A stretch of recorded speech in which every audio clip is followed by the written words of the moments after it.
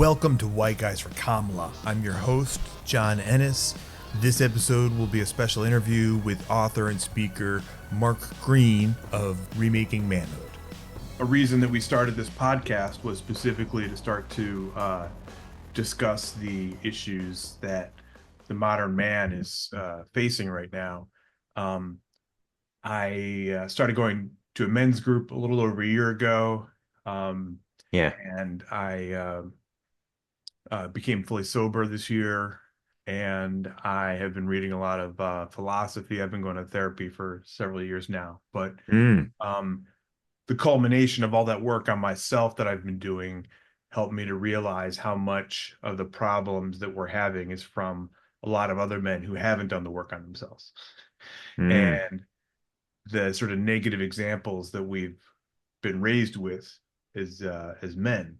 And so I had been thinking a lot this year about how I could speak to these issues, and a friend of mine had offered a studio to do a podcast in. I wasn't sure how to come at it, but when Joe Biden passed the torch to Kamala, I had been a Kamala supporter in 2019, so I knew a lot about her record, and I knew about the kind of misogynistic distortions that would be coming her way. And so I sort of realized this would be a good time to sort of do both of them. And so I was glad I found an opportunity for me to make a difference, but I do also realize that there's, so much to be done and so many people to speak to. But I'm also heartened to see that I'm not the only one who sees these problems, and we realize that we have to be part of a culture change right now. I guess patriarchy has been a really helpful word since the Barbie movie, because it's in the common lexicon now, but it's really just an introduction into the concept for some. I remember years on social media, if you use the P word, you just got dogpiled immediately. And, an effort to just make that word irrelevant or exact such a price, MRAs and incels and extremists would try to make you pay such a high price for using that term that it just wasn't worth the trouble. Yeah. But Barbie blew that all out of the water. Now it's everybody, the word's there, the cat's out of the bag, as they say. Yeah. Yeah. And it's not just, I guess like a lot of the language that we used around Black Lives Matter and white privilege and things like that, that was also similarly scoffed at. And well, so I have a question for you. Sure, please. You've been doing this work, doing your men's work, went to a men's group, etc. I see the whole narrative that we're dealing with here politically right now, right, as men being reactive and angry, feeling pressure all the time, and feeling policed all the time to show this sort of tough, assertive, dominance-based, and often conservative, power over others, definitely power over women and girls, kind of version of masculinity. right. And, that all the research we have, all the information we have about what that does to men, what that did to me when I was attempting to live in that man box world of masculinity, is that it's deeply isolating, highly stressful, and that we end up literally living shorter lives. The level of loneliness it creates in our lives is equal to smoking a pack of cigarettes a day. So Wow. Has any of that sense of pressure and anxiety decreased for you at all since you started doing your men's work, since you started trying to address this stuff? Absolutely. I think where a lot of it started was from two things, becoming middle-aged and starting to face longevity issues, and getting health metrics from your physician, but also realizing that I didn't want to be living with the same kind of anger that I had grown up with, and that the anger was a destructive force for myself, for my family, for people that I have worked with, and realizing that anger was, unfortunately, that's sort of like the first and only tool that men are sort of given to both deal with things and to assert their masculinity. And so confronting what made me angry, I asked myself that right after I turned 49. You know, that started a process for me because I dealt with depression a lot of my adult life. And I'd Mm, realized that just before I would enter a deep depression, there was anger right before it. And mm. so as much as I was dealing with, like the rising tide of depression when it would come in, it occurred to me like, well, what is it that makes me angry before the depression? And what can I address in that? And that started a process for me of opening my eyes to all kinds of things, to why I reacted to certain. Damn, John. Damn, that's serious stuff. Yeah. And here's the thing that if there's any man listening right now, if what John's talking about and what I'm mentioning feels familiar to you, that you just feel off center and frustrated and kind of policed, you have to understand there's a whole ecosystem out there called uh, dominance-based culture of masculinity, our man box culture of masculinity. And it's generations old, has a set of rules for how to be a man that includes things like don't show your emotions, always be tough, never ask for help. If you can talk to other guys, talk about sports or cars, don't talk about anything deep. Be a provider, never a caregiver, and be heterosexual, not homosexual. And this little jewel, have control over women and girls. And so those rules for being a man make up what Paul Kivel originally identified in the early 1980s, but they go back further. This idea of man box culture. And we all live with it. We all know the rules. We know. Don't cry in front of your bros, man. They're going to laugh in your face, et cetera. So those set of rules have defined this sort of rigid, narrow performance of masculinity. But here's the key.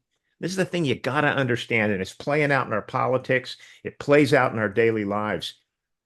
It ain't man box culture because there's a set of rules that we're all given on a piece of paper and told to follow. That's not why it's man box culture. It's man box culture because then we're obligated to bully and police each other to follow those rules. And every man, like Catalyst is this organization does research on business. Um, they did a study recently and found that 92% of men in the workplace feel pressure to perform masculinity in traditional ways from the men around them. And if the pressure is strong enough in a given organization, and some guy says something sexist about a woman, they won't speak up, even if they disagree with it. So this is suppressing fire, control, bullying, and men have been taught by this ecosystem to never admit we feel under pressure or feel bullied. So instead of saying the simple thing, which is true, all of us, all our lives, have been pressured and bullied by the boys and men around us to play this particular game.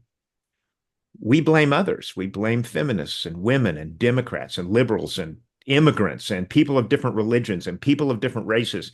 It is a system by which we are trained to attack other groups.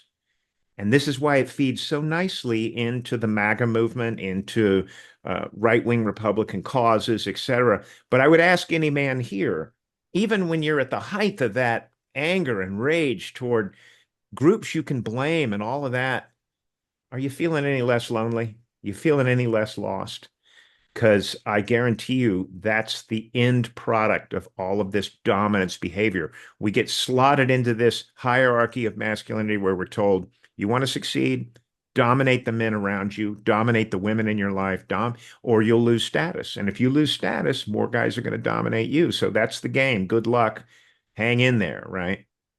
That's right. And from my work on anger, I realized, and this is something we talked about since our first episode of the podcast, is Mm, that um, anger is an intoxicant.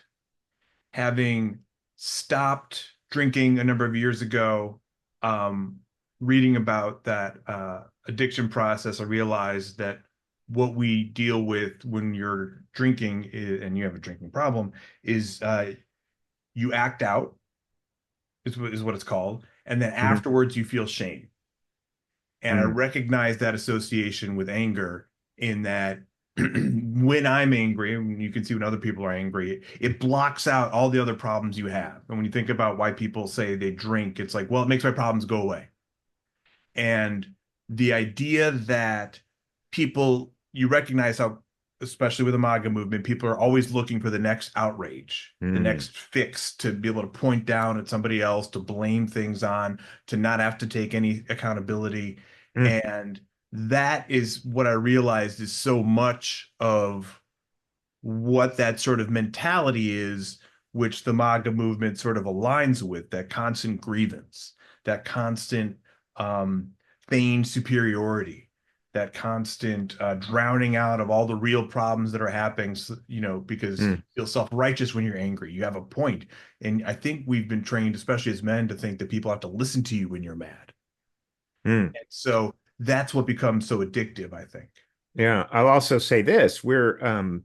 I read a couple days ago, a person was writing about if you sign up for Trump's, campaign, you get emailed 15 times a day, and they use red letters and blocks and exclamation points, and it's all about outrage constantly, rage and anger and frustration, and this is the issue, and they hit you 15 times a day. And for people who have begun to really get into that process, they're getting that rage hit like you're talking about. They're getting that little rage endorphin fed to them intentionally and systemically in ways that I think are deeply harmful to us as men, women, non-binary folks, whoever's on that mailing list.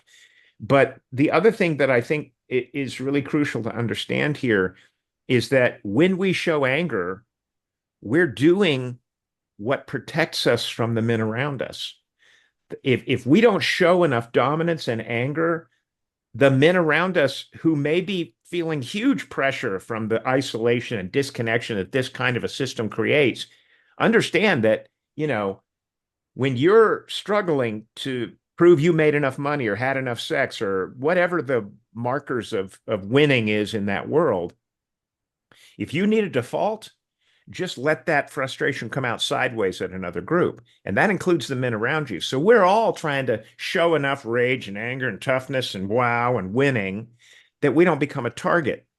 But the sad part about all this is that any man you talk to understands that he's feeling disconnected and lonely. He knows this in his heart. It's like a gap, it's like a hole in us, it's like an empty space.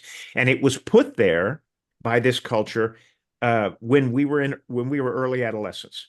And Naomi Way has a lot of research about this. I mean, 30 years of it. She's been interviewing boys, asking them a simple question: what does your best friend mean to you? And in early adolescence, boys say, I love my best friend. They use the word love unashamedly. And they also say, and this is crucial, without my best friend, I would go nuts. They say that, all of them. Doesn't matter what race, class, background, doesn't matter. Then by late adolescence, these same boys are giving convinced by this cultural message about what a real man is over and over again every day to give up those friendships. And they stop caring about who they are authentically, instead care about proving three things: that they're not little kids, girly, or gay. And they give up those close friendships. And by late adolescence, their suicide numbers become 4 times that of girls. That's the breaking. But younger boys, we all did it. We all knew how to love each other, to have fun, to have a great time, to feel connected, to feel deeply meaningful friendships. And this culture of masculinity shames us and bullies us out of that. And men at my age can still remember those golden afternoons as a young boy playing with my friends and feeling so alive. Well, guess what? It's available now. You can have these kinds of friendships again. All you have to do is let go of the man box, break out of that man box idea. Stop thinking you have to bully and dominate everyone around you. It seems like a very difficult thing to do because we've been trained that as soon as we do anything that breaks the rules of the man box, they're coming at us all the time. The rage that men express in my social media, I'm a cuck, I'm a simp, I'm a piece of shit, I'm all this stuff. That stuff resonates really deep in our bodies. It's like, fuck, here come those guys. Here they Mm. come again.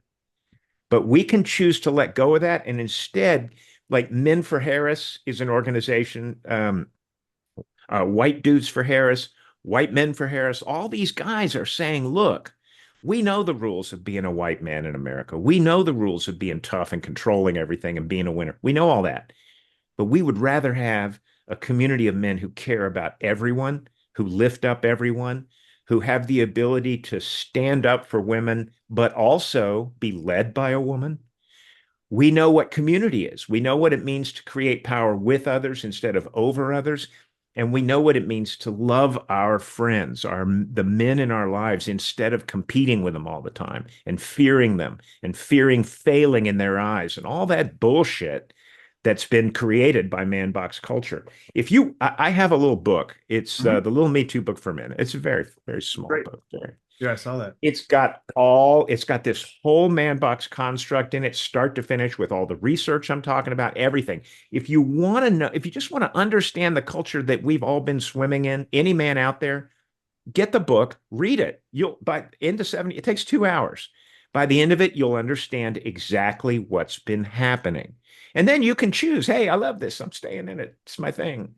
Or you can say, I don't want to be alone anymore. I don't want to be disconnected anymore. I want to be able to support my communities, the women in my life, the non-binary folks I know. I want to create a better career. I want to stop fighting with everybody at work and start working with people. I want to start succeeding. And I want to feel like my body is healthy and that I'm happy and that I'm actually going to live longer. And all of these things that come out of breaking out of the man box. That's so well said. And I think it's been interesting, us starting our podcast and seeing the white dudes for Harris. I think when you're a white man growing up and you don't identify so much with this culture, this toxic, Mm-hmm. uh, intolerant culture, you tend to not try to own up to being the white man so much. And Mm. what I'm finding this year is that there's a sort of an awareness and a movement to try to reclaim that identity Yeah. and to set an example that Yeah. we don't have to be that way. That isn't the only default way. And while we're realizing that we've really got our work cut out for us, I used to feel this way, and I've seen other people comment online like, I'm not really trying to sell myself as a white man. That's like the last thing, you Yeah. know, that you kind of want to do. Why can't we have some pride Yeah. that we can be white men who create power with others, who Yes. care about our communities? We can have pride about that version of being a man and being a white man.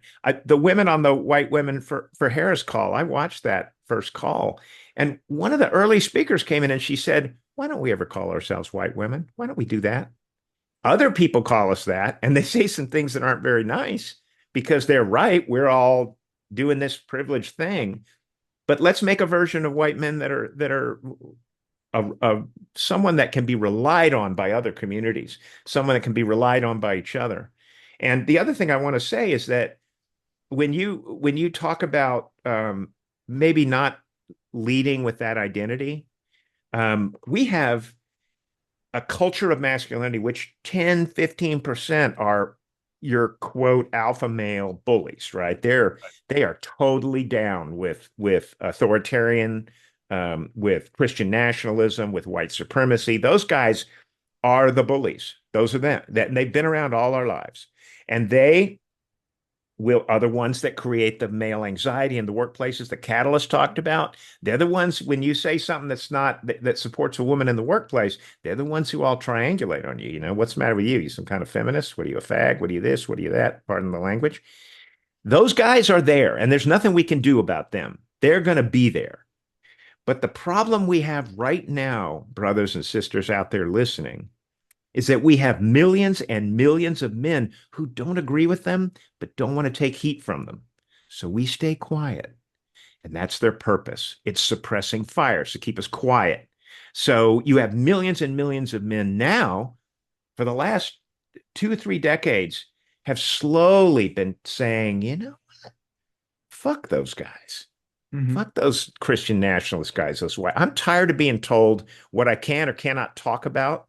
I'm tired of being bullied. It isn't the feminists. All my life, I never looked at a room full of people and thought, shit, those women are going to fuck with me. Never thought that. I was always watching the white guys around me, my friends, my associates, Oh, the yeah. guys in the room. Those are the ones that I said, I gotta speak in ways that those guys are going to approve of, or I'm going to take heat.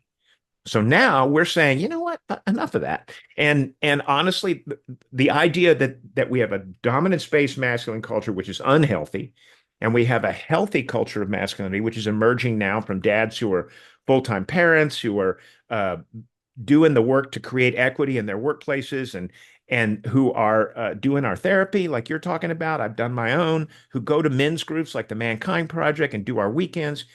We're all saying, I want to live a good life now. I'm tired of doing this caricature that's actually causing me to die early. I don't want that. And believe me, when you're lonely, you have higher rates of cancer, you have higher rates of diabetes, you have higher rates of heart disease, significant. And I'm not just saying this stuff. Go Google it. It's Right. all over the net. The damage that loneliness does. And right now in America, something like 52% of Americans, men, women, not whoever, say they feel sometimes or always alone. And that's because of this culture we've created of competition and bullying, right? But men are saying, I want a healthy masculinity of emotional expression and relational intelligence. I want to be able to understand how to create and care for relationships in ways that benefit me, my family, my community. And that's happening. And so millions of men are standing up for Kamala Harris. We're saying, you know what? That's going to be my president. And why is that going to be my president? Because that is an extremely competent, capable person. That person is going to be able to do this job really well. And we saw her doing it during the debate. We saw the way her mind works, the way she could set those pins up and knock them down in an orderly way that any man, if he calls himself a traditional man, should have been able to look at that and say, that's an intellect. That shit is happening right there. And not be like, oh, well, because it's a woman or because it's a person of color, whatever. No, no, no, no. Any man who's worth his salt is going to say, I saw that. I saw that competence. I saw that ability. I saw that leadership potential. That's my leader right there. Really well put. So, what do you think we have as an opportunity to appeal to those still stuck on the other side, you know, desperately clinging to some form of toxic masculinity? Um, the ones that are online all day looking for that kind of, I see all that, I see that Mhm. hostility, and now I just feel bad for those kinds of guys because that's all they have. That's what they learned. This is the ecosystem that we've grown up in, Yeah. and we have to start to veer our culture away from that. We have to be able to include them. And, men are Yeah. so, wrapped up in their pride that being told they're wrong oftentimes could be exactly the wrong thing because they're just going to double down. They're just going to push back. They're just going to be the enemy. And they don't want to take stock of themselves like that. So, what do you think are some ways that we could bridge that divide? Well, I have to say that this is going to be about individual interactions. And I think the one thing that men really uh, can be shifted a little by is compassion, because uh, uh, when I did 50 years in the man box, and then went to do my weekend work, one of the things that I said when I was on the carpet there on my weekend, and it's tough. It's tough work to do, to look at yourself and say, this isn't about everybody else. It's about what's been going on here. What I discovered was, and they said, okay, what do you got to say? This is what came out of my mouth. Given the history in my family and as a kid and as a young man, I don't like men. I don't trust men. I hate men. I hate them. And I'm sick to death of being alone. I'm sick of it. I couldn't ever figure out how to form a relationship with men because I always felt like, oh, there's going to be heat here. And I'm hiding huge amounts of who I am to fit in that box, right? All men are. Men are diverse creatures. There's no way in hell you aren't hiding something. If you're going to be like, yeah, I'm a tough guy, I have no emotions, you're hiding aspects of yourself, which then create shame, right? But I couldn't form those relationships. I kept trying to do it right by the rules of the man box, and people just went right on by me. Men went right on by. Men, we're invisible to each other when we're playing that role. Mm. But what I have discovered since I did my work and all the work I've done since then, after that, I mean, those guys in the retreat, they said, "Well, you want to try trusting us?" And I'm literally weeping at that point. I'm like, "Fuck, my life is fucked," you know. And I said, sure, why not? I'll try. Why not? And out of that moment, now I am years later, 7 or 8 years later, please, guys, don't wait till you're 50 something to do this work. God, Mm. have a better life than I had, you know? Same right here. Yeah. Um, I I see men and I have such compassion for men. I'm like, I love you guys. You're all any man, I don't care what hat he's got, I don't give a damn. It's amazing he's still on his feet, given all the shit we have to deal with in this world in terms of the rules of that dominant space masculinity, which is essentially an ugly grudge match that we have to fight alone. Mm. I'm amazed that any man is still standing on his feet. And I'm even more amazed when a man like you, John, says, I don't think this is working for me anymore. I don't want to live this way. Mm. So bless you for making that step. And anybody who's listening, you can start this work today. You can go listen to podcast. We have a podcast called Remaking Manhood. We have this podcast. Just go back through the sessions and listen. But also, break out of the man box real simple for the next 50 days. Just go get behind the Kamala Harris campaign to whatever degree you feel comfortable. Because when you support a woman as our leader, you break the man box wide open. When you take care of your kids and hug them close, you break the man box wide open. When you tell your wife, look, I'm going to support your career because you're doing really well, you break the man box wide open. And that's freedom. That's freedom from a fucking set of rules that are completely arbitrary and stupid. And you can get free if you do that. But for me, it's the individual interactions with other men. Ask them where they're coming from. Ask them why they believe what's going on with that. Really. And don't ask them like, here, I'm asking you a question to get into an argument. Ask them with real curiosity. Where'd you learn that idea? Where'd that come from for you? Because it came from here. We all know where it comes from in our own lives. We can share Yeah. that. Yeah, I used to get that idea about girls and women. I remember Yeah. I was 30 years ago, John. I remember distinctly the version of myself back then going, a woman's the CEO of HP, of Hewlett Packard? That's weird. Now I'm like, fuck, what was I? Bleh, Yeah. Of course, women can run corporations. Of course, they can run governments. Of course, they can run anything. And sometimes they're quite a bit better at it because they're more flexible, they're more open-minded, they're willing to take ideas in, and that creates innovation, better business outcomes. I'll say this real quickly. Deloitte did a study, or they presented a study as part of their DEI stuff. Oop, I said it. And what they discovered was more inclusive organizations, fully inclusive organizations is the language they used, have 6 times higher levels of innovation and 8 times better business outcomes. And what I say to men everywhere, I say, look around you. Just look around you. Look at the world today. Imagine 600 years of Western history, because for the last 600 years, white men exclusively have run education, the military, religion, business, government, politics. Imagine 600 years with 6 times higher levels of innovation and 8 times better business outcomes. Mm. We would have cured cancer. Climate change would not be an issue. All of this, the planet is on fire right now because men have been more concerned about proving their dominance over each other than creating a world in which everyone and men say to me all the time, okay, so you want to give power to women? That's going to cost men power. I'm like, fuck, it's not a pie, brother. When you're creating power over other people, it's a pie. Right. You create power with people, the power is limitless that can be created. So what kind of life do you want for yourself, for your partner, for God forbid you have daughters?